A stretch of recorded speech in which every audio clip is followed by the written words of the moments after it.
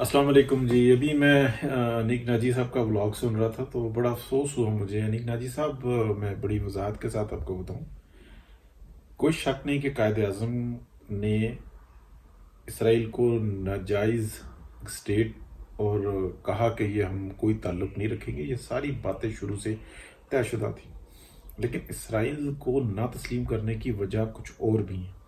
इस बात को समझना होगा। हम पाकिस्तान है, पाकिस्तान के अंदर एक एक हुकूमत नहीं है, स्टेट विद इन स्टेट है, और कई है। कई जगहों से जोर लगता है पाकिस्तान के मफादात के ऊपर। जो सौदेबाजी होती है वो हुकूमत के साथ नहीं होती, हुकूमत पे कब्जा किए हुए ग्रोहों से होती है, जो मुख्तलिफ शक्लों में। उसमें वजाहत करने की ज़रूरत नहीं है, पर्चे कट जाते।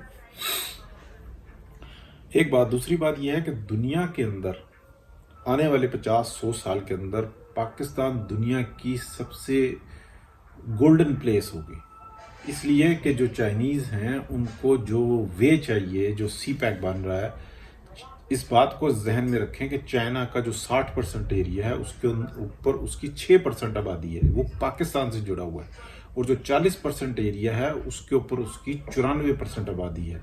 आप ज़रा मैप खोल कर देखिए, उसको उसने 6% आबादी का जो एरिया है वहाँ पे, वो आबादी इसलिए कम है कि वहाँ से ज़राअत और दूसरी और इंडस्ट्री लगाने के बाद उसके पास वे आउट नहीं होता, बाई एयर नहीं हो सकती। तो पाकिस्तान का रास्ता वो इसलिए अपना रहा है। ये मैं आपको बहुत अथेंटिक बता रहा हूँ। आप एक प्रोग्राम भी है मेरा इसके ऊपर।